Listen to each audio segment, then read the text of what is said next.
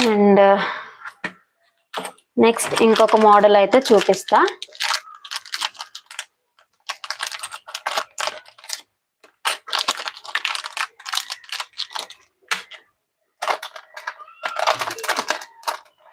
next వచ్చేసరికి ఒక black bead pendant,